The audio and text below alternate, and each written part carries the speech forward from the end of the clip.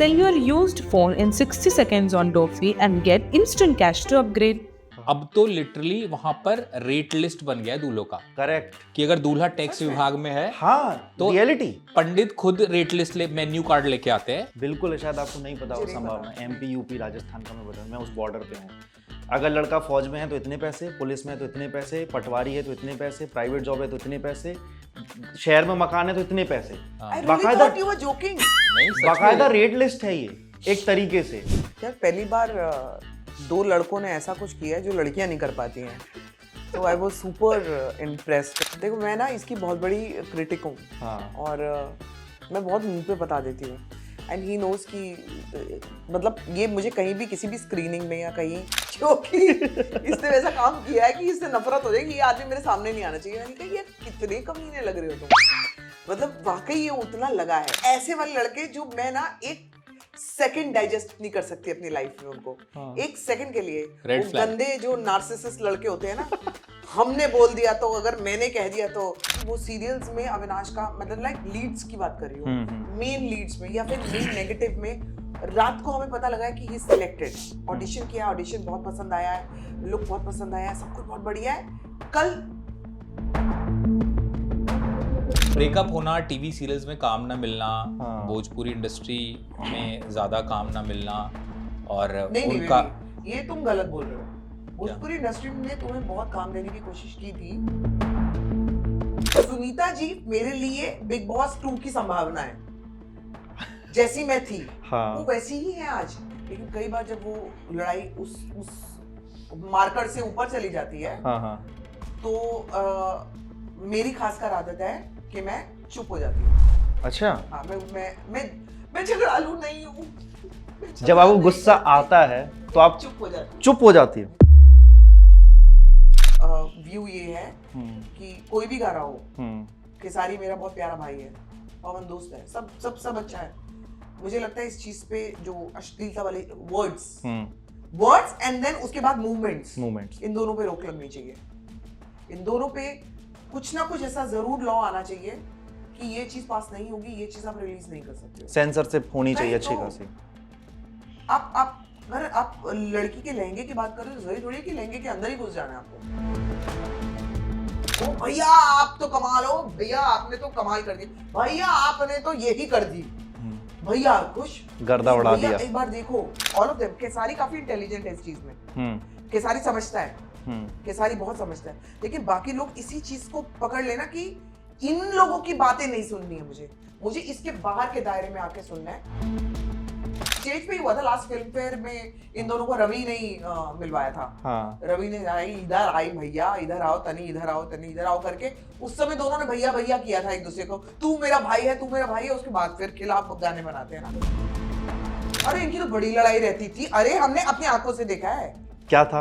अरे भाई कमाल की लड़ाइयां करते थे ये लोग तो, प्रेस कॉन्फ्रेंस में नहीं छोड़ते थे, एक दूसरे के कपड़े फाड़ देते थे। केसारी, पवन, जितने लोग सुन रहे हो, साथ में गाना करते हैं। इन दिनों एक वेब सीरीज की काफी चर्चा है जिसका नाम है दुपहिया।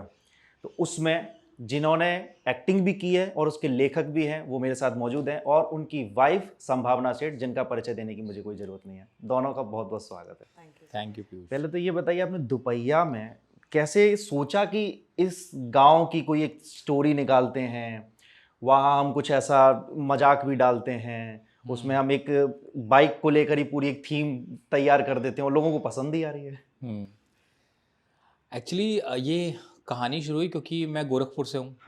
और मैं वैसे बचपन से दिल्ली में रहा हूँ, पढ़ाई भी वहाँ पर हुई है, लेकिन गांव आते जाते रहते थे। गर्मियों की छुट्टियाँ हैं और शादियाँ गर्मियों की छुट्टियों में ही ज़्यादा होती है, वो सीज़न होता है। तो मैंने काफ़ी बचपन में और टीन एज में गाँव की शादी अटेंड की थी।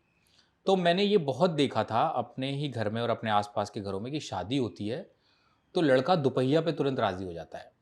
और वहाँ बाइक नहीं बोलते, वहाँ दुपहिया और चार पहिया ही बोलते हैं कि हमको शादी में चार पहिया चाहिए, हमको दुपहिया चाहिए। तो मैंने देखा कि मेरे ही कुछ दूर के रिश्तेदार हैं जो कि यंग थे, तो लड़का था, शादी करनी नहीं थी और मना कर दिया कि मैं शादी नहीं करूँगा, मैं अभी मेरी शादी की उम्र नहीं है। लेकिन जैसे ही उसके आगे घर वालों ने ये पत्ता फेंका कि अगर तुम शादी करोगे तो तुम्हें दुपहिया मिलेगा, तो फट से राज़ी हो गए। ये आज भी हो रहा है और ये आज भी हो रहा है। ये तो मैं अपने बचपन की बात बता रहा हूँ। अब तो लिटरली वहां पर रेट लिस्ट बन गया है दूल्हों का। करेक्ट। कि अगर दूल्हा टैक्स विभाग में है, हाँ, तो रियलिटी पंडित खुद रेट लिस्ट मेन्यू कार्ड लेके आते हैं कि अगर दूल्हा टैक्स विभाग में है तो इतना दहेज लेगा, यहाँ पे तो इतना दहेज लेगा। दूल्हा कुछ भी नहीं है और अगर उसके बाप की सरकारी नौकरी है तो भी इतना दहेज लेगा। बिल्कुल है, शायद आपको नहीं पता हो संभावना। एमपी यूपी राजस्थान का मैं बता, मैं उस बॉर्डर पे हूँ। अगर लड़का फौज में है तो इतने पैसे, पुलिस में है तो इतने पैसे, पटवारी है तो इतने पैसे, प्राइवेट जॉब है तो इतने पैसे, शहर में मकान है तो इतने पैसे। नहीं, बाकायदा रेट लिस्ट है ये एक तरीके से। दुपहिया में एक डायलॉग भी तो है जब वो रेणुका जी बोलती हैं कि मतलब सारे दूल्हों का रेट लिस्ट बढ़ा दिया आपने। हाँ, वही एग्जाम्पल सेट कर दीजिए। हाँ, एग्जाम्पल सेट कर दीजिए। तो वो था। और मैं एक फिल्म से बहुत ज़्यादा प्रभावित था। इंग्लिश की फिल्म है हैंगओवर, अगर आपने देखी हो तो हैंगओवर मुझे बहुत अच्छी लगती थी, लेकिन उससे मुझे लगता था कि यार क्या वैसा कुछ किया जा सकता है देसी उसमें, और कुछ दोस्तों की कहानी हो ये हो वो। लेकिन आखिरी में उससे इंस्पायर्ड सिर्फ एक सीन रह गया जिसमें मैं चाहता था कि अगर कोई एक जगह से दूसरी जगह जाए और वहाँ वो शराब पिए और इतनी पी ले कि वापस लौट के ना पाए और कोई बहुत ज़रूरी काम हो जो पूरा ना हो पाए। तो ये था कि यार बिहार ड्राई स्टेट है, तो बिहार से अब खैर जुगाड़ से तो काफ़ी लोग दारू का इंतजाम कर ही लेते होंगे, लेकिन अगर अब फिक्शनल वर्ल्ड में देखा जाए तो अगर कोई वहाँ से यूपी दारू पीने आए और इतनी दारू पी ले कि बिहार से आए भाई कई दिन से पी नहीं थी और वापस ना जा पाए, तो कैसे होगा। फिर यहाँ से मेरा जो राइटिंग पार्टनर है चिराग गर्ग, उसने और मैंने इस पे रिवर्स मैकेनिज्म शुरू किया इस सीन से कि क्या क्या हुआ होगा, कौन आएगा, क्या दो दोस्त आएंगे, तो दो दोस्त तो यार बहुत कॉमन है, हर कोई करता है। तो क्या हो अगर लड़की का भाई और लड़की के एक्स बॉयफ्रेंड, जो कि बहुत सटीक राइवलरी है क्योंकि हर भाई को उसकी बहन जिसको पसंद करती है उससे नफरत ही होती है, बिल्कुल, और हर लड़के को उस अपनी गर्लफ्रेंड के भाई से नफरत ही होती है कि क्योंकि ये शिकायत कर देता है साले जीजा की लड़ाई। हाँ, क्यों ना उसको लेके कुछ किया जाए। तो बस वो एक सीन रह गया छोटा सा, और वहां से इसको बुनते बुनते बुनते बुनते बहुत सारे मैसेजेस देने की कोशिश की, लेकिन कॉमेडी के पैकेज में लपेट के कि लोग उसको हजम कर पाएं और उनको ये भी पता चले कि एक्चुअली जो लोग दहेज दे रहे हैं, ले रहे हैं, या फिर जो हम लोग हमेशा सिर्फ शहर जेंजी की बात करते हैं तो सिर्फ शहर का जेंजी आ जाता है। हाँ, कोई ये नहीं सोचता कि कितना भारी मात्रा का जेंजी जो है वो हमारे गांव में बसा हुआ है, सबसे ज्यादा वहीं पे है। उसकी क्या एस्पिरेशंस है, उनके क्या सपने हैं, उसकी कोई बात ही नहीं करता। बस शहर के जेंजी दिल्ली, मुंबई, चेन्नई, कोलकाता, बस बड़ी सिटीज़ के, तो उनके सपने हैं कि सिटी जाना है। क्यों सिटी जाना है? क्योंकि उनको लगता है गांव में कुछ नहीं है। तो उसी को लेते हुए कि कितना सारा युवा जो है गांव से, हमने सर्वे भी वो हमने रिसर्च भी की थी कि कितना सारा युवा हर 2 मिनट 3 मिनट में 4 मिनट में सिटी की तरफ भाग रहा है काम छोड़ के। तो गाँव का क्या होगा? तो इसीलिए वो शुरू भी होती है पंक्ति से जो कि है कि सड़क तुम अब आई हो गाँव, जब सारा गाँव शहर जा चुका है।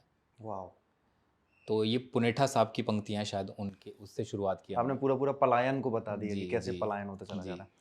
इस मूवी में आप जब बताते हो कि मुझे ये वाली गाड़ी चाहिए तो आप 10 लाख ऐसे करके कुछ बोलते हो, थोड़ा सा इंग्लिश टच देने की कोशिश की जाती है। आपके मन में विचार कैसा है कि इसमें गजराज राव को लिया जाए, रेणुका सहानी को लिया जाए? फाइन एक्टर हैं, लेकिन इसमें लेने के लिए आपने कैसे सोचा? कास्टिंग को लेकर कैसे ध्यान दिया? कास्टिंग को लेके हमारे साथ जो को क्रिएटर्स और प्रोड्यूसर्स हैं हमारी शुभ और सलोना, उनका ही बहुत ज़्यादा इसमें सहयोग रहा कास्टिंग में। और हम सब ने सजेशंस दिए क्या करना चाहिए क्या नहीं करना चाहिए। लेकिन गजराज जी में ना एक कुछ अलग सी बात है, मुझे ऐसा लगता है। बिल्कुल, उनके अंदर जो डेप्थ है और उनका जो अनुभव है वो कमाल का है। और गजराज जी मुझे लगता है कि कोई भी रोल पुल ऑफ कर सकते हैं। और हम सभी रेणुका जी के काफ़ी लंबे टाइम से फ़ैन हैं, हम सभी जानते हैं उन्हें। रेणुका जी के लिए हमने हमेशा इसमें हर जगह कोशिश की है कास्टिंग में कि जिस अभिनेता को जिस किरदार से ना जाना जाता हो उसको वैसे किरदार में फिट किया जाए। रेणुका जी कभी नेता नहीं बनी और ऐसा उन्होंने कभी किरदार किया भी नहीं। तो हमें चाहते थे कि थोड़ा सा सबकी इमेज को ब्रेक किया जाए, और उन दोनों ने इतना कमाल का काम किया, एक्चुअली सभी ने। लेकिन गजराज जी तो मतलब उन्होंने तो सेट पे ही हंसा हंसा के मार देते थे। इस मूवी में आपने डांस तो, इस वेब सीरीज में डांस तो आपने देखा ही होगा, कैसा लगा वो डांस? यार पहली बार 2 लड़कों ने ऐसा कुछ किया है जो लड़कियां नहीं कर पाती हैं। तो आई वाज सुपर इम्प्रेस्ड और मैं वहाँ पे थी सेट पे जब अच्छा। ये गाना शूट हो रहा था। हाँ हाँ। मैं सेट पे गई थी और that was the first time actually मैं अविनाश की किसी सेट पे गई हूँ। मतलब पूरी एंटायर दुपहिया जब सीरीज शूट हुई है मैं कभी कहीं गई नहीं, इसी सेट पे लास्ट में ये सबसे लास्ट में सॉन्ग शूट हुआ था तब मैं गई थी and I was blown away कि यार ये दोनों लड़के क्या कर रहे हैं। मतलब देखो स्पर्श तो अच्छा डांसर है, मतलब एवरीबॉडी नोज, लापता लेडीज से लोग पहचानते हैं लेकिन लोग उसको एक बहुत अच्छे डांसर की उससे भी जानते हैं कि बहुत अच्छा डांसर है। और मुझे इतना तब भी नहीं पता था ऑनेस्टली, मुझे भी नहीं पता था कि वो हाँ, डांसर इतना नहीं। अच्छा। भुवन तो डांसर नहीं है, हाँ। मतलब उसको उसका एक्टिंग से लेना देना है, डांस से कोई भी है। लेकिन जब मैं उसको कमर घुमाते हुए देख रही थी, आज तक मैं आई थिंक मैं उस दिन भुवन को मिली थी और मैं भुवन को ना वो स्टेप करके बता रही थी कि तुम वो जो कमर को गोल गोल घुमा रहे थे वो कैसे कर रहे थे घाघरे में। तो वो मुझे करके बता रहा था, कहते मुझे कुछ पता नहीं कि मैंने कैसे कर दिया संभावना, मुझे कुछ पता नहीं। और मुझे इतनी हंसी आती थी ना कि ये लोग स्टेज पे तो लड़कियों की तरह बहुत अदाएं दिखा रहे थे, एकदम नजाकत, आंखों में वही हाँ, चीजें, और बाहर आते थे वो लड़कों की तरह दोनों ऐसे खड़े हो जाते थे घाघरा चोली में मेरे सामने। तो सोचो, मतलब मेरे को इतनी हंसी आती थी ना कि बड़ी टॉमबॉयिश नेचर की मैं भी हूँ। अच्छा। लेकिन अगर आपको सच में वैसे ही कैरेक्टर मेरे जैसे ही मिल जाए, हाँ, कि मैं स्टेज पे वाकई नजाकत देती हूँ, लेकिन अगर मैं ऑफ स्टेज आ जाऊं तो मैं वाकई ऐसे, मैं भी आके ऐसे खड़ी होती हूँ लड़कों की तरह। हाँ। मैं बड़ी लड़कों की जैसे रहती हूँ। तो दो लड़के ऐसे वाले मेरे सामने आए जो कि लड़की बन के परफॉर्म तो बहुत कमाल का कर रहे हैं, लेकिन जब बाहर आए हैं तो ये एक्चुअली समझना बड़ा मुश्किल था कि यार ये लड़के हैं। भुवन के तो एब्स दिख रहे हैं। अच्छा ये बताइए, भुवन को आपने लड़की वाला डांस तो करवाया, चलो मान ली, ठीक है, उसकी दाढ़ी क्यों नहीं हटवाई थी, बियर्ड क्यों रखी? एक्चुअली इसकी दो कारण थे, क्योंकि भुवन के साथ में भी एक दो शूट्स चल रहे थे। अच्छा। क्योंकि क्या होता है कि जब दाढ़ी की कंटिन्यूटी होती है तो आप अगर यहाँ दाढ़ी कटा लोगे, आप एक और रोल कर रहे हो साथ में, एक और फिल्म कर रहे हो, तो वहां पर कंटिन्यूटी जर्क हो जाएगा। एक तो वो रीजन था। दूसरा, जब हमें ये पता चला तो मुझे रियलाइज हुआ कि यार हम सबको लगा कि यार दाढ़ी में करने देते हैं कुछ, इसमें भी कुछ नयापन है। हाँ, पहली बार हुआ है। और लौंडा नाच है ना। हाँ, तो नहीं, तो लौंडा नाच में भी आपने देखा होगा, लड़की- बिहार में, यूपी में लौंडा नाच भी होता है, लेकिन दाढ़ी नहीं होती है लड़के दाढ़ी नहीं होती है, लेकिन अच्छा, इस दाढ़ी नहीं होती है। हाँ, नहीं होती, लेकिन क्योंकि मुझे याद है खेसारी का है एक गाना ऐसे। हाँ, हाँ, खेसारी का तो खेसारी का है गाना, लेकिन उसकी दाढ़ी नहीं है। लेकिन इसमें अगर आप ध्यान देंगे, उसके पहले का आपने सीन देखा होगा, तो उसमें क्या है कि भुवन का जो किरदार है मावस, वो अभी डांस मजबूरी में कर रहा है।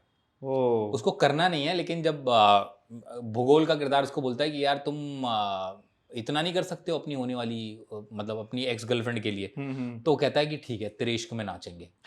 और वो आता है तो वो प्रिपेयर नहीं है, तो उस तरीके से उस सीन को फिर हमने बनाया कि वो आएगा और फिर वो दाढ़ी में करेगा, और दाढ़ी में कई लोगों को बहुत मजा आ रहा है देखते हुए। अरे वाकई में ये बहुत ह्यूमर भी आ रहा है। मैं भी यही सोच रहा, मैं दाढ़ी क्यों रखी, मैंने कहा पूछूंगा ये जरूर सवाल। हाँ। अच्छा, संभावना, एकदम सच बताना, रियलिटी में पति आपके हैं, लेकिन सच बताना, इनकी एक्टिंग और इनकी राइटिंग कैसी लगी?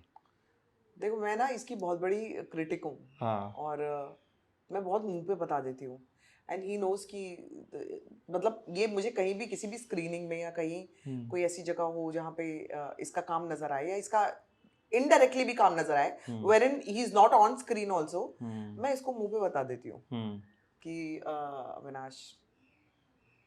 लेकिन जब ये सीरीज मैंने देखी, घर पे लगी थी और हम लोग लेट हो गए सीरीज देखने में। सीरीज रिलीज हो गई और बहुत सारे कुछ और सिचुएशंस चल रही थी, जिसकी वजह से हम लोगों ने ये सीरीज लेट देखी। लेकिन जब मैंने देखा, मतलब अगर आपको, मतलब मुझे मेरे पति से नफरत हो रही है तो इसका काम बहुत बढ़िया है, पहली बात तो।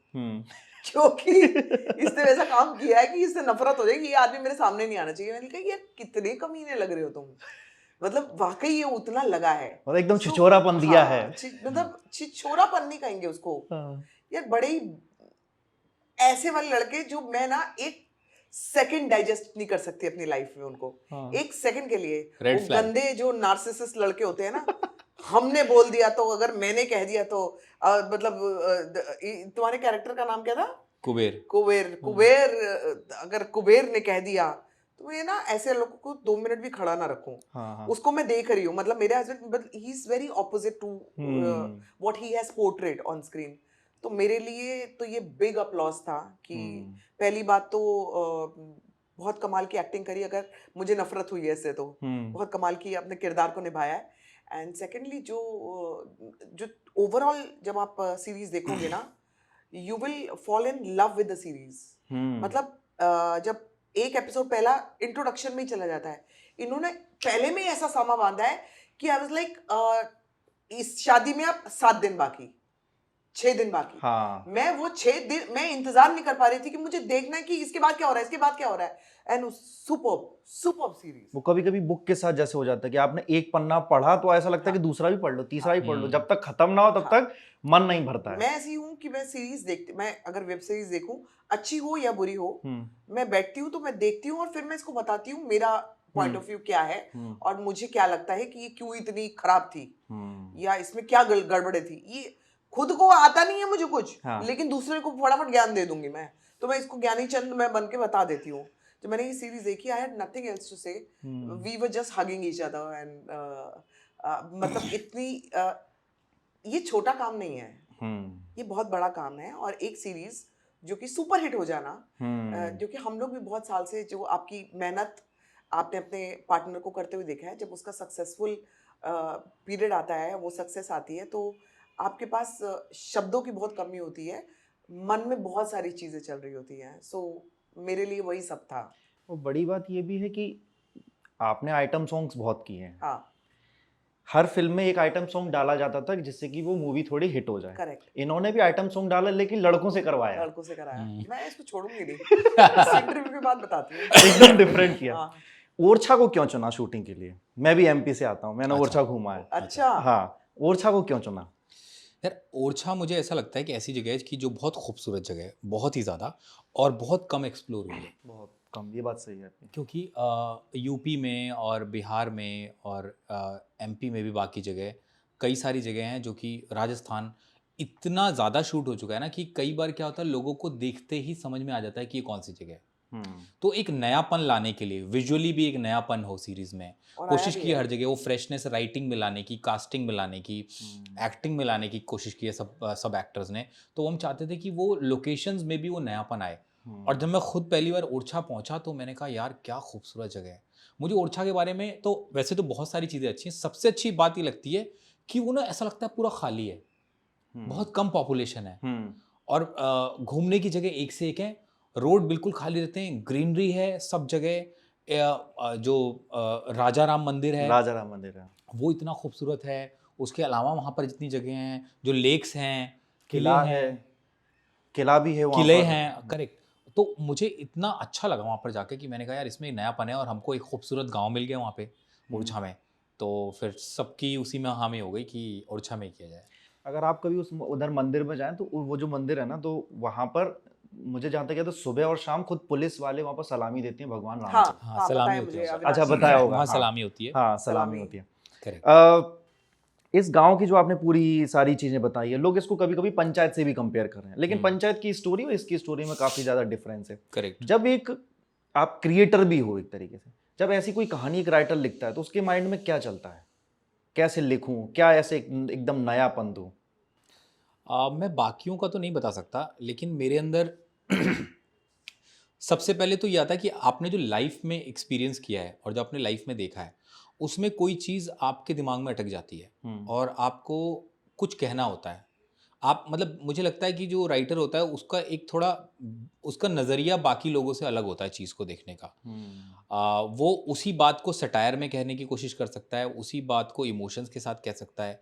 तो जो भी मेरा लाइफ का एक्सपीरियंस रहा है अब तक, उसमें मुझे इतनी ज़्यादा दोस्तों के साथ और जितने भी मेरा सर्कल था बचपन में, उनके साथ इतनी ज़्यादा, जिसे कहते हैं हमारी लैंग्वेज में बकैती की है, कि हंसी मजाक बहुत रहा है, कि एक दूसरे का मजाक उड़ाना, ये करना वो करना। तो कॉमेडी तो शुरू से ही थी, लेकिन कभी पता नहीं था कि उसको हम लिखावट में भी उतार सकते हैं। और मैंने तो बहुत लेट अभी राइटिंग शुरू की, तो मैंने कभी सोचा नहीं था कि मैं इसकी राइटिंग भी कर सकता हूँ और मैं राइटिंग में ह्यूमर भी ला सकता हूँ इस तरीके से। फिर I am a self taught writer, तो पढ़ पढ़ के, स्क्रीन पे पढ़ के, किताबें पढ़ के, फिल्में देख के लिखना शुरू किया। तो यही होता है कि सबसे पहले जो आपने देखा है उसमें से आपको एक चीज़ पकड़ते हो और फिर आप उसको जैसे स्वेटर बुनते हैं ना, वैसे आप बुनना शुरू करते हो। उसमें फिर कोई एक लाइन ख़राब भी हो जाती है, फिर आप उसको उधेड़ते हो कि नहीं मज़ा नहीं आया, फिर आप बनाते हो। और कई बार पूरा बनने के बाद भी आपको लगता है यार ये तो ख़राब स्वेटर बन गया, फिर आप सारे पन्ने फाड़ते हो। फिर आप सोचते हो कहाँ तक इसमें से यूज़ कर सकते हैं, उतना मटेरियल निकालते हैं और फिर उसके अराउंड फिर से बुनते हैं। इनको राइटिंग ज़्यादा अच्छी लगती है कि एक्टिंग ज़्यादा अच्छी लगती है आपके नज़रिए से? एक्टिंग। एक्टिंग। आपको? एक्टिंग। अच्छा, बट आप राइटर भी इतने कमाल के हैं। ये ना आपको मैं बता दूं कि शादी हमारी जब हुई और उसके भी 1-2 साल तक कम से कम, है ना, राइटिंग का दूर दूर से कोई लेना देना नहीं था अविनाश का।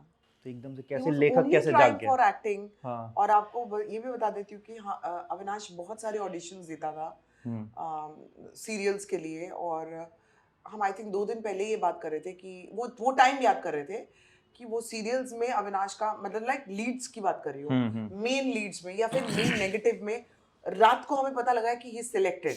ऑडिशन किया, ऑडिशन बहुत पसंद आया है, लुक बहुत पसंद आया है, सब कुछ बहुत बढ़िया है, कल एग्रीमेंट साइन कर रहे हैं। और हम लोग इतना मतलब खुशी से जंप करते थे एक दूसरे का, बिकॉज हम ही दोनों एक दूसरे का सहारा थे, कोई और नहीं था तीसरा। सही है। तो हमें ये था कि ये हो जाए ना सीरियल, जी टीवी का सीरियल है या फलाने का सीरियल है यार, ये हो जाए ना, अविनाश को मिल जाए, बस हमें कुछ नहीं चाहिए। और अविनाश डेली सीरियल करेगा and I being a wife मैं प्राउड फील करूंगी कि मेरा हस्बैंड सीरियल कर रहा है। और नेक्स्ट डे ये होता था कि हमें कॉल आता था कि किसी और का सिलेक्शन हो गया।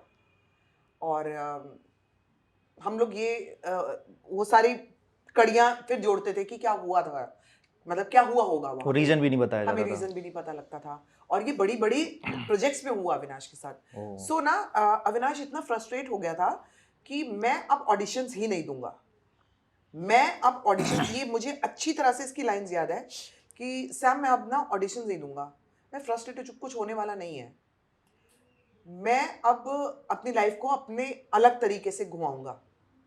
और ये करना, ये कहना एक अलग चीज है और ये करना, ये बहुत दो अलग चीजें हैं। बहुत। अब मैं अपनी लाइफ को ऐसे चलाऊंगी। लेकिन चलाओगे कैसे? मैं तो यहाँ पे एक्टर बनने आया हूँ ना। इसने पढ़ना शुरू किया और वो रातें भी मुझे याद है जब हम लोग दोनों बहुत सारा वक्त साथ में बिता सकते थे। इसने वो चूज किया कि मेरी वाइफ मेरे साथ है, मेरे सपोर्ट उसके साथ है, मैं अब राइटिंग की तरफ हाथ डालूंगा। और इसने ये, जैसे कि अविनाश ने आपको बताया कि ये सेल्फ टॉट चीजें हैं, ये किसी से सीखा नहीं है। हाँ। और तब ना भोजपुरी फिल्म भी बहुत आ रही थी अविनाश को। ये जरूर हो रहा था कि एक नचनिया की थी फिल्म भोजपुरी में जिसके बहुत सारे अवार्ड्स अविनाश को मिले थे and every producer wanted him to be in the Bhojpuri film. 5-5 films का प्रोजेक्ट वो लेके आते थे, कॉन्ट्रैक्ट लेके आते थे। और ये सब भी हो रहा था उस समय। तो इस पे मैं बाद में आऊंगी, लेकिन पहले ये वाली बात खत्म कर दूं मैं कि अविनाश ने पढ़ना शुरू किया। और पढ़ते पढ़ते अविनाश को कब 10 बजे से वो शुरू करता था, मैं देखती थी उठने के बाद कि 2 बज गए और अविनाश पढ़ रहा है, 3 बज गए अविनाश पढ़ रहा है। और ये रोज का सीन हो गया। कुछ 4 बजे के करीब मैं उठी हूँ और अविनाश लिख रहा है। तो मैंने कहा ये तुम क्या करते हो? मैंने सुबह पूछा, मैंने कहा तुम ये रात भर क्या कर रहे होते हो? कहता नहीं मुझे ना बहुत अवेयरनेस चाहिए, सराउंडिंग्स क्या है मेरे आसपास क्या हो रहा है, मुझे बहुत सारी अवेयरनेस, मैं बहुत सारी चीज़ें जुटा रहा हूँ। करते करते इसने कहा कि मैंने कुछ लिखा है। ये पोएम्स मुझे सुनाता था, कभी अपने फादर पे लिखता था, कभी अपनी मदर पे लिखता था, कभी मुझ पे लिखता था, जो कि मैं बहुत ही प्रभावित होती थी कि यार कैसे लिखते हो तुम, ये सब कैसे लिखते हो, मतलब मेरे से एक लाइन ना लिखी जाए, तुम कैसे लिखते हो? तो ये उसके अंदर था, क्रिएटिविटी कहीं ना कहीं थी, था तो ही वो निकला है, तो ही वो निकला है। मेरे अंदर है ही नहीं तो वो निकलेगा कहाँ से? निकलेगा। इसने सडनली मुझे ये बोला कि अब मैं और मेरा जो दोस्त है पार्टनर चिराग, जिनको हम लोग तो मतलब पहले से ही जानते हैं, शादी के पहले से जानते हैं, इसका पार्टनर जो है ये तो पहले से दोस्त है। तो अब हम लोग राइटर भी बनेंगे और हम लोग ट्राई करेंगे। और एक्चुअली हमने ये सोचा कि वो भी एक्टर है क्योंकि मेरा दोस्त, हम दोनों प्राइमरीली एक्टर हैं। तो हम ये एक दिन बैठ के बात कर रहे थे कि यार कहते हैं कि हमारे देश में, इंडिया में साल भर में इतनी सबसे ज़्यादा फिल्में बनती हैं। हाँ। मतलब पूरे दुनिया में इतनी फिल्में नहीं बनती जितनी हमारे देश में एक साथ बनती हैं। तो जो भी नंबर था अभी मुझे याद नहीं है, हमने एक दिन डिसाइड किया कि यार इतनी फिल्में बनती हैं, एक फिल्म में इतने किरदार तो होते होंगे, मल्टीप्लाई करें तो कुछ नंबर आ रहा है 25-30 हज़ार। तो ऐसा कैसे हो सकता है कि हमें दुनिया कह रही है कि आप किसी भी कैरेक्टर में फिट नहीं हो? कुछ तो गड़बड़ है सिस्टम में।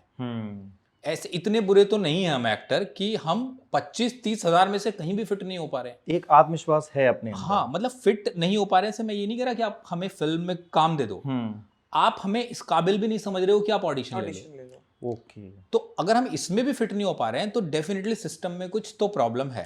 बिल्कुल। और हम सिस्टम को तो ठीक नहीं कर सकते, लेकिन हम खुद को ठीक कर सकते हैं, खुद का सिस्टम खड़ा कर सकते खुद का सिस्टम खड़ा कर सकते हैं। राइटिंग की शुरुआत हुई तो मैंने कहा ठीक है, कोई अगर किरदार नहीं देगा तो हम खुद पैदा करने की कोशिश करेंगे। दैट्स व्हाई ही चोज कि मैं राइटिंग करूं। तो उसके बाद लिखना शुरू किया। लिखावट की शुरुआत ये हुई कि कुछ लिखेंगे, यूट्यूब पे छोटे छोटे वीडियोस बनाएंगे, कॉमेडी वीडियोस, और उसमें खुद एक्ट करेंगे।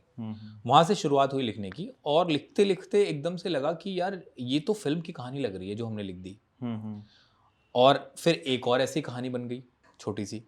तो एक स्क्रीन राइटर्स एसोसिएशन है, राइटर जिसके मेंबर बनते हैं और वहाँ पर अपना काम रजिस्टर कराते हो और वो राइटर्स के लिए अच्छा काम करते हैं, एसोसिएशन।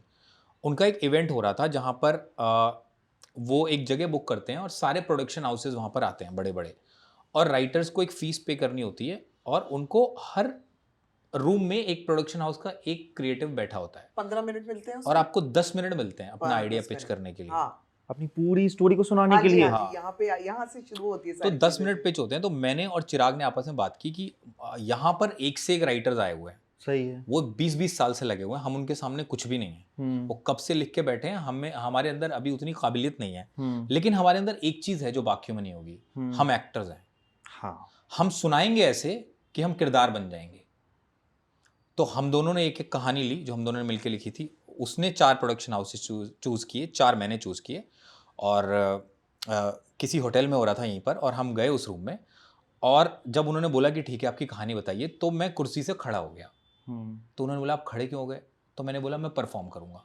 अच्छा। तो मेरे लिए वो थिएटर हो गया प्ले, कि मैं एक्टर हूँ, मेरे सामने एक ऑडियंस बैठी है और मुझे ऐसा प्ले करना है कि ऑडियंस को मजा आ जाए। और मैंने उस कहानी को एक्टर की तरह किया बिल्कुल। तो उस कहानी में बहुत रंग भर गए, क्योंकि एक लेखक अगर सुनाएगा तो जैसे मैं आपसे बात कर रहा हूँ ऐसे ही सुनाएगा। हाँ। लेकिन जब एक्टर्स को परफॉर्म करने लगेगा तो उसमें और रंग आ जाएंगे। तो चिराग ने भी ये किया, और जब हम दोनों ने ऐसे सुनाया, हमारी वो दोनों ही कहानियां, एक का नाम है ककूदा। वाह, शार्क टैंक की तरह हो रहा है बिल्कुल। हाँ, फर्स्ट टाइम में ही सिलेक्ट हो गई। फर्स्ट टाइम में। हाँ, this was the first time कि ये राइटिंग के लिए गए और सुनाने गए। हाँ। और जब ये वापस आए तब इन्होंने मुझे ये बोला कि लगता है कुछ हो जाएगा, क्योंकि कॉल अभी तो इमीडिएटली नहीं बोलते ना वो लोग। हाँ। उनका कॉल आया क्योंकि ये लोग बोल रहे थे यार लड़कियों का ना समझ नहीं आता, बड़ी डिसइंटरेस्टेड सी लग रही थी वो। तो मैंने कहा हाँ, लड़कियां करती हैं ऐसे, जो काम वाली लड़कियां होती है ना, वो कंप्यूटर पे ज्यादा रहती है, वो आपको ज्यादा देखेंगी नहीं। एंड उनको आई थिंक नेक्स्ट डे ही कॉल आ गया। हाँ, उस दिन मुझे लगा कि मैंने तो बहुत अच्छा किया, लेकिन मुझे लगा कि उन्हें ऐसा लगा कि यार ये तो बहुत ओवर कर दिया इसने, ऐसे कौन कहानी सुनाता है। और मुझे लगा यार लग रहा है गया, अपॉर्चुनिटी हाथ से गई। मैं निकल गया रूम से। बट मुझे बाद में पता चला कि ये थोड़ा उनका तरीका भी होता है कि वो तुरंत आपको ना बताएं कि वो कितने इंप्रेस हुए हैं। हाँ, ये ताकि आप हमें बाद में बताया, ये भी तरीका होता है। Now they are friends। हाँ। तो उन्होंने हमें बाद में बताई ये बातें कि हम लोग बहुत इंप्रेस थे लेकिन चुप थे। कैसे? और मैं आपको बता दूं, वही एक लड़की जिसका नाम सलोना है, वो वन ऑफ द प्रोड्यूसर है दुपहिया की आज। और हम बहुत अच्छे दोस्त हैं। मतलब उसने भी इतना इंटरेस्ट दिखाया उस मूवी। बिल्कुल फैमिली जैसी बॉन्डिंग है। Both of them actually, both the producers. तो मुझे लगता है एक्टिंग ने बहुत साथ दिया राइटर बनने में, और राइटिंग ने बहुत साथ दिया अच्छा एक्टर बनने में। तो ये दोनों चीज़ों ने, ये दोनों स्किल्स ने बहुत सपोर्ट किया है मुझे थोड़ा ऊपर उठाने में लाइफ में।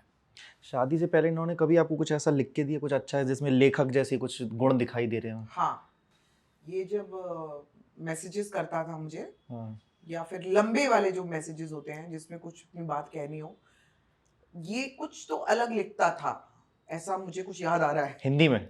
हाँ, मतलब हाँ, लेकिन वो उस वक्त क्या है, उस वक्त ना राइटिंग के लिए एक अलग मोटिवेशन चाहिए होता था, लड़ाई चाहिए होती थी। जब तक लड़ाई नहीं होती थी मैं लिख नहीं पाता था। लड़ोगे तब अच्छा लिखोगे। बेसिकली साथ में ये तो लिखेगा कैसे? मिनी ब्रेकअप्स होते हैं ना, एक होता है फुल ब्रेकअप जिसमें पहले हुआ है भाई, अच्छा खासा ब्रेकअप हो चुका था। तो वो ब्रेकअप के बाद अच्छी राइटिंग निकलती थी, जब दिल टूटता था तो अच्छे शब्द निकलते थे। तो मैंने कहा लेकिन अब इसके लिए दिल थोड़ी तोड़ा जाएगा रॉकस्टार की तरह बार बार। तो अच्छा खासा ब्रेकअप हो चुका था, तुमने उसके बाद तुमने सोचा, उसके बाद में और बड़े ब्रेकअप के बाद में और बड़ा लिखने लगा। मतलब ये सही हुआ एक तरीके से, ब्रेकअप हुआ तो एक लेखक जाग गया, सलीम जावेद टाइप बन गए। मुझे लगा ब्रेकअप होना, टीवी सीरियल्स में काम ना मिलना, भोजपुरी इंडस्ट्री में ज्यादा काम ना मिलना, और उनका ये तुम गलत बोल रहे हो। भोजपुरी इंडस्ट्री ने तुम्हें बहुत काम देने की कोशिश की थी। हमारा डिसीजन ये था। नहीं, मैं कह रहा हूँ कि लाइफ में जो कुछ भी हुआ उसने हेल्प किया। चाहे उसमें काम मिला या नहीं मिला, हर चीज ने हेल्प किया। हर पत्थर ने हमारी सीढ़ी बनाई, कुछ सिखाया। मतलब वरना भोजपुरी में तो आई थिंक अविनाश को सब लोग हाथों पे ले रहे थे, ऑल द प्रोड्यूसर्स, जिन्होंने कभी शुरू में इतना ज्यादा अविनाश को इम्पोर्टेंस दी। नचनिया के बाद अविनाश को बहुत मतलब सारी फिल्मों के लिए साइन करना चाह रहे थे। हम लोगों ने बैठ के डिसाइड किया कि मैंने कहा थोड़ा ब्रेक लेके पहले सोच लेते हैं कि लाइफ में एग्जैक्टली करना क्या है। अगर ये करना है, भोजपुरी फिल्में करनी है, तो इसका जो ग्राफ है ये ऊपर जा नहीं रहा है। ये बहुत लंबा समय लग जाएगा और तुम जो करना चाह रहे हो तुम्हें वो करने के लिए मिलेगा नहीं। You will get all the more frustrated as an actor. और ग्राफ एक्चुअली उस समय नीचे जा भी रहा था भोजपुरी फिल्मों का, बहुत तेजी से मतलब वो जो कहते हैं ना, अब आप उसी से पूछ रहे हो जिसने आइटम सॉन्ग्स किए हैं कि अच्छी इतने गंदे गंदे सॉन्ग्स बन रहे हैं और मैं ही उसको बोल रही हूँ कि करो तुम। क्योंकि मुझे तो देखो भोजपुरी समझ नहीं आती थी और मेरे पास कुछ और था नहीं करने के लिए, वरना अगर मेरे पास भी ऑप्शंस होते तो मैं शायद लाइफ में कुछ और कर रही होती। सही बात है। बट मुझे लगा अविनाश के पास ऑप्शन है वेट करने का, अपने ऊपर वर्क करने का और समझ लेने का कि मुझे करना क्या है, तो ये क्यों करना है। और मेरे पीछे हमेशा एक संभावना का बैक सपोर्ट रहा है, उसके पीछे शायद किसी का नहीं रहा होगा। तो मुझे था कि चलो मेरे पीछे कोई है, मैं अगर समय भी ले लूँ अपना और कुछ समय तक मेरा ना भी हो कुछ, तो मैं एटलीस्ट अपने ऊपर इन्वेस्ट कर सकता हूँ, अपनी स्किल्स में टाइम इन्वेस्ट कर सकता हूँ, लर्निंग करने का मेरे पास टाइम है। वरना जब लोग बम्बई में आते हैं तो उनको सब कुछ एक साथ करना होता है, घर भी चलाना होता है, सीखना भी होता है, कमाना भी होता है, काम भी करना होता है, सब कुछ होता है। तो मेरे पास ये, मैं ब्लेस्ड मानता हूँ अपने आप को कि मेरे पीछे संभावना खड़ी थी तो मैं ये सब कर पाया।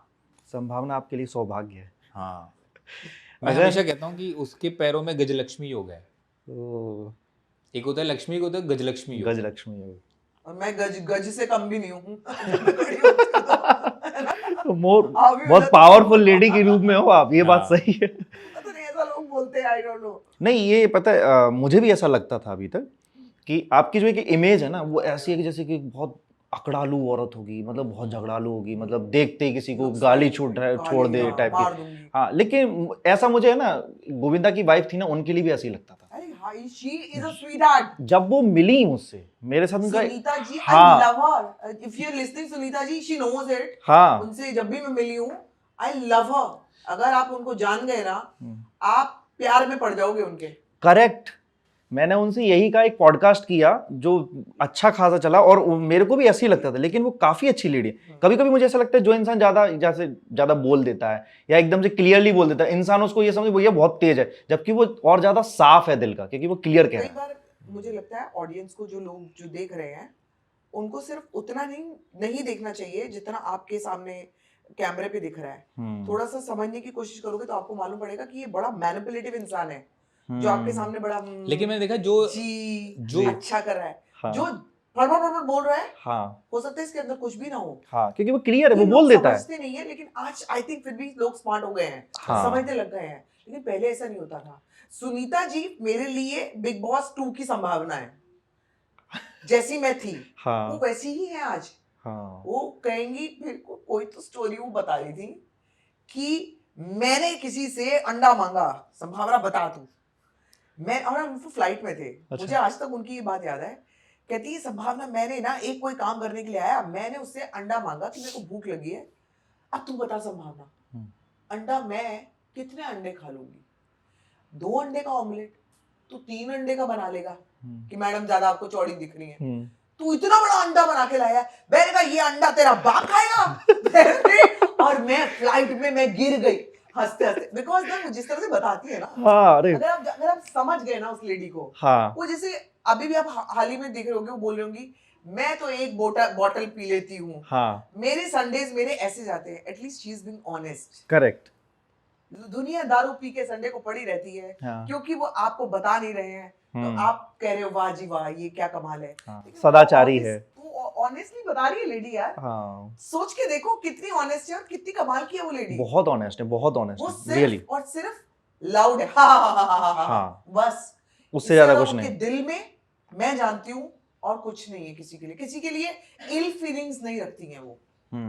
जो है वो मुंह पे बोल देंगी। वो दिल से भी वो काफी एक होता ना जो एक भारतीय महिला वाला एक उनके अंदर है। वो बता रही थी इंडियन आइडल में जब भी देखती थी तो एक गरीब का बच्चा आया था, वो बहुत अच्छा गाता था, वो रोती थी, बहुत इमोशनल है। उन्होंने बाकायदा गोविंदा के हाथ से उनके लिए उस लड़के के लिए गिफ्ट भी पहुंचाया। हाँ, उन्होंने खुद बताया। अच्छा, मान लीजिए अगर फोटुआ में अगर ये परफॉर्म कर रहे हो तो आपको कोरियोग्राफी करने के लिए अगर मिल जाता तो क्या कहाँ करती कोरियोग्राफी? मान के चलिए उसने इसकी बात लगा दी थी फ्रस्ट्रेशन में कि मैं नहीं कर रही हूँ और ये कर रहा है। नहीं, लेकिन फोटुआ अगर ये भी कर रहा होता हाँ, तो ये भी इक्वली उतना ही अच्छा परफॉर्म करता जितना कि बाकी भुवन और स्पर्श ने किया है। हाँ, ये बिकॉज पहले तो ये डांसर भी बहुत कमाल का है ना, तो ये डेफिनेटली फोटुआ में भी बहुत कमाल करता।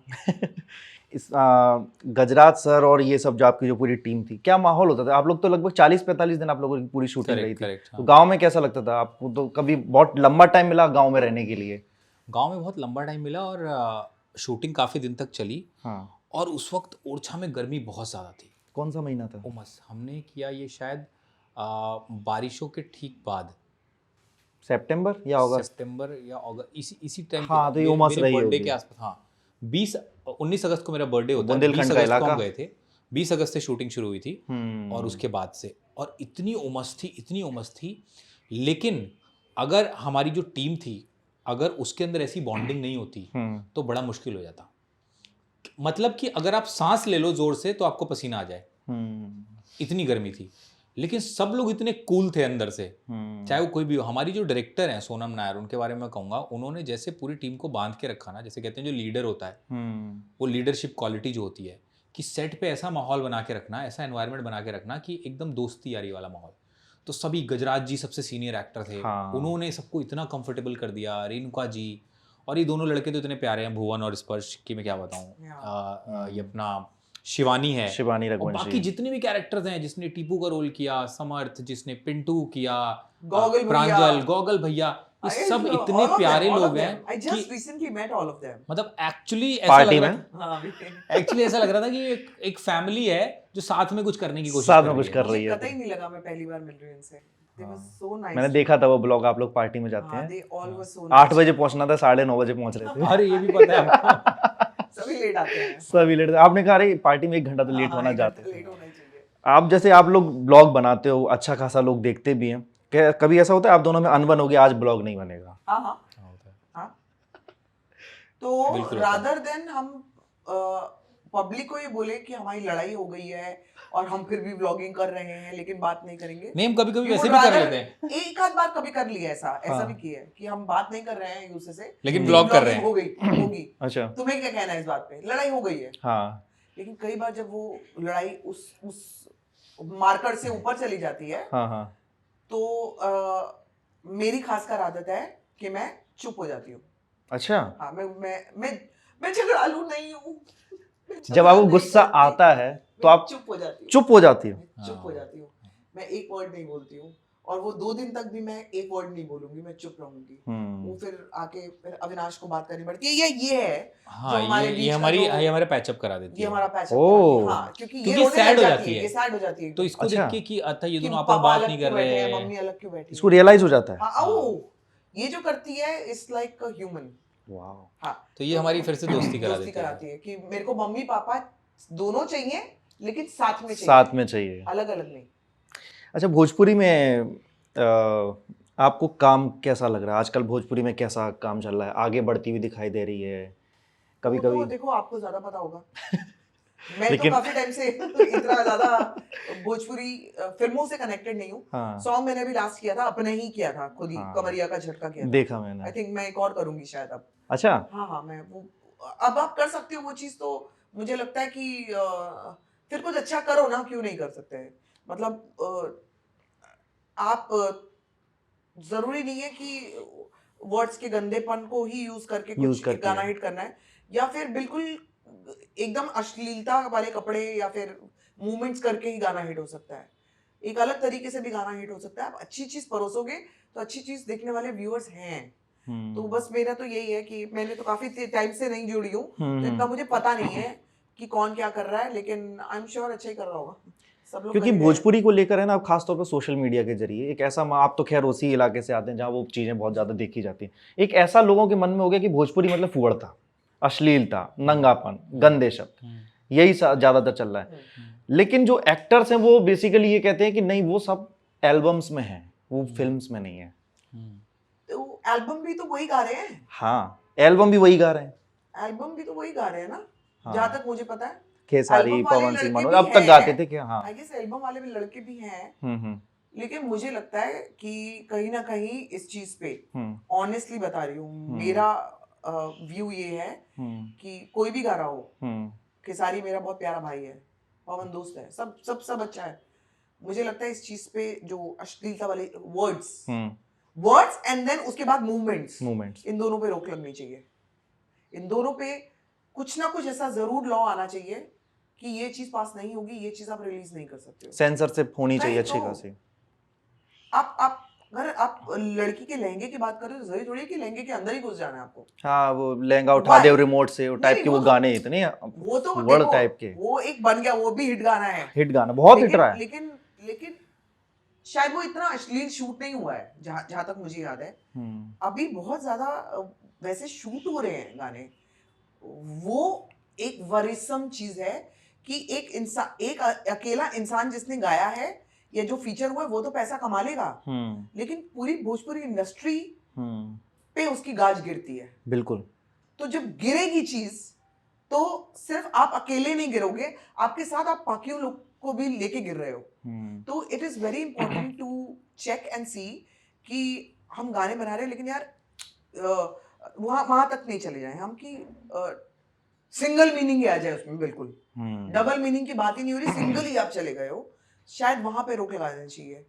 कमर हो, आपकी किसी की चोली की बात कर रहे हो, नजाकत के, सब करो, लेकिन इतनी उस पे नहीं होना चाहिए कि हदें ही पार हो जाए मेरे ख्याल से। हाँ, क्योंकि आजकल हर सारे शब्द वो वहीं आई से। थिंक हर एक की रिस्पॉन्सिबिलिटी है, हर एक और की। मुझे लगता है मैं काफ़ी लोगों को जानता हूँ भोजपुरी में, और बहुत टैलेंटेड लोग हैं, मैं आपको बता दूँ। मतलब बैठे बैठे ऐसे लिरिक्स बना देंगे ना तुरंत बैठे बैठे गाना बना देंगे, और ऐसा म्यूजिक बना देंगे आप दंग रह जाओगे। ऐसे ऐसे राइटर्स हैं जो यूं खड़े खड़े कहानी बना देंगे और आपको सुना देंगे। लेकिन चक्कर क्या है, ये ठीक वैसे ही कि आप अपनी ऊर्जा को कौन सी दिशा दे रहे हो। एक माँ के दो बेटे हुए, एक पुलिस वाला बन गया, एक गुंडा बन गया, तो वही बात है, एक ही माँ के दोनों बेटे। तो अगर आप अपनी ऊर्जा को सही दिशा दे दो तो बहुत कमाल कर सकते हैं। इतने टैलेंटेड लोग हैं नहीं, लेकिन एक वो मेरे को लगता है ना, मोस्ट इम्पोर्टेंटली ये एक बड़ी चीज हो गई है कि जो हमारे स्टार्स हैं, सुपरस्टार्स हैं, हीरो हैं, वो ये समझने में थोड़ा सा धोखा खा जाते हैं कि जो आपके आसपास के लोग हैं ना, बड़ा इम्पोर्टेंट है ये चीज कि आपके आसपास जो लोग हैं वो आपको क्या सलाह दे रहे हो और क्या आप उनकी सलाह ले रहे हो, क्योंकि यही आपको गलत सलाह दे रहे हैं। ओ भैया आप तो कमाल हो, भैया आपने तो कमाल कर दिया, भैया आपने तो यही कर दी, भैया खुश, गर्दा उड़ा दिया। एक बार देखो, एक बार खुद से पूछो, भैया आपने किया था कमाल? नहीं। भैया आप वो नहीं। भैया ये अश्लील है बिल्कुल है, मानना पड़ेगा। अगर ये मान गए ना, और ये जो चंटर पंटर आसपास वाले हैं, चंटर पंटर ही बोलूंगी मैं उनको, अगर उनसे बाहर आ जाए, ऑल ऑफ देम, केसारी काफी इंटेलिजेंट है इस चीज में, केसारी समझता है, केसारी बहुत समझता है, लेकिन बाकी लोग इसी चीज को पकड़ लेना कि इन लोगों की बातें नहीं सुननी है, मुझे इसके बाहर के दायरे में आके सुनना है कि लोग क्या कह रहे हैं या लोगों का क्या मानना है, क्या मैं वाकई सही कर रहा हूँ। क्योंकि ये वाले तो बोल रहे, वारे भैया आप तो पान चबा के गर्दा उड़ा दिए, गमछा उड़ा दिए, बस भैया वहीं के वहीं है, भैया उस बाहर ही नहीं आ रहे, आप आने ही नहीं दे रहे, और भैया गए तो ये सारे जो चंटर पंटर है वो किसी दूसरे भैया के पास दिखेंगे आपको। सो इट्स वेरी इंपॉर्टेंट, कुछ लोग अपने पास होने चाहिए आपको सही एडवाइस देने के लिए। There are people, but most of them ऐसे वाले हैं, भैया पान खा के क्या कुछ बोलो डायलॉग, मेरे को तो भूलना नहीं आता, वही है मेरे हिसाब से, at least I have seen that. आपने कभी खेसारी पवन सिंह की कभी लड़ाई वड़ाई देखी है? वो वीडियोस जो चलते रहते कभी कभी आते हैं, सब तो बहुत ही खेसारी पवन, मतलब स्टेज पे ही हुआ था लास्ट फिल्म फेयर में, इन दोनों को रवि ने ही मिलवाया था। हाँ रवि ने इधर आई भैया, इधर आओ तनी, इधर आओ तनी, इधर आओ करके उस समय दोनों ने भैया भैया किया था एक दूसरे को, तू मेरा भाई है, तू मेरा भाई है। उसके बाद फिर खिलाफ गाने बनाते हैं ना फिर करते हैं ना वैसे ही, पता ठीक है। आई गेस यार ये चाहिए भी होता है। हाँ मतलब अगर दो सुपरस्टार मिल गए और एक हाथ बन गया तो फिर कहानी का दी एंड हो गया ना, दी एंड होना नहीं चाहिए। तो इसलिए वो लड़ाई बनाए रखते हैं, लड़ाई बनाए रखनी है शायद ये बात भी आप सही कह रही हैं। हाँ, तो मनोज तिवारी, रवि किशन के साथ भी आपने काम किया? अरे इनकी तो बड़ी लड़ाई रहती थी, अरे हमने अपनी आंखों से देखा है। क्या था? अरे भाई कमाल की लड़ाइयां करते थे ये लोग तो, प्रेस कॉन्फ्रेंस में नहीं छोड़ते थे, एक दूसरे के कपड़े फाड़ देते थे। बहुत वो वाला टाइम तो मैंने देखा है ना। हाँ। क्योंकि खेसारी पवन केम इन वेरी लेट, खेसारी पवन बाद में है, लेकिन इन लोगों के साथ लाइक जैसे रवि किशन हो गए, मनोज जी हो गए, इनके साथ तो मैंने काम ही बहुत बहुत किया है। तो इनकी लड़ाइयाँ भी बहुत होती है। बहुत होती। हाँ। अविनाश, आपके अपकमिंग प्रोजेक्ट्स क्या रहेंगे? अपकमिंग प्रोजेक्ट्स एक वेब सीरीज़ आ रही है जो यशराज फिल्म्स की है और वो नेटफ्लिक्स पे आएगी। मंडला मर्डर्स नाम है उसका। Mandla model? Mandla murders. Mandla MP वाला जिला या कुछ और है मंडला? नहीं, मंडला, वो जो मंडला आर्ट, ड्राइंग आर्ट होती है, मंडला आर्ट, हाँ, जैसे मंडाला भी बोलते हैं, हाँ मंडाला हाँ आर्ट। हाँ। वो है, उसमें मैंने एज अ को राइटर काम किया है। अच्छा। इसके अलावा एक फिल्म है नौसिखिए जो मैंने लिखी भी है चिराग के साथ मिलके, और उसमें मैंने मेन विलन भी प्ले किया है। अच्छा, यहाँ भी आप एक्टिंग कर रहे हैं? हाँ। और मेरे विलेन पहली बार? विलन पहली बार। ओहो। इसके अलावा एक दो प्रोजेक्ट्स और हैं जो अभी मैं रिवील नहीं कर पाऊंगा, बट लेकिन काफ़ी कुछ लाइंड अप है। संभावना आपका कोई अपकमिंग प्रोजेक्ट हो? मेरे यही है, अब 3 बच्चे हैं, तीनों को संभाल रही हूँ। बीच में पति ने कहा अगर अभी उठ के बोल दिया चलो तुम गाना करोगी, तो मैं खड़ी हो जाती हूँ। वाह। सो आई थिंक आपके जरिए मैं डेफिनेटली ये बताना चाहूँगी, जितने मेरे ऑर्गेनाइजर्स हैं, मेरे बीच में हेल्थ इश्यूज बहुत ज़्यादा रहे, हाँ, काफी। इस वजह से मैं नहीं कर पाई, लेकिन I want to get back to dancing. मैं गाना लेके आऊँगी जल्दी, लेके आऊँगी जल्दी। I want to start working on it, और गाना करूँगी, उसके बाद मैं अपने शोज करना चाहती हूँ। मुझे लगता है what I love, stage is what I love. Oh, फिर से स्टेज शो? स्टेज मतलब मैं आज मुझे छोड़ दो और स्टेज पे मैं आग लगा के आऊँगी, मतलब कितनी भी तकलीफ है। कभी भी आपको डांस के बारे में बोला था, आपके अंदर से एक अलग सी एनर्जी निकल ही आती है। कुछ और हो जाती हूँ मैं। ये बात सही है। आप टर्न करूंगी ना और आपने एक्शन बोल दिया, हाँ। I am a different person. मैं कितना बुखार में हूँ, मेरी कितनी तबीयत खराब है, डजंट मैटर। मतलब मैं स्टेज के लिए बनी हूँ, स्टेज मेरे लिए बना है, और मैं उसी के लिए, मुझे ऐसा लगता है मैं जीती हूँ।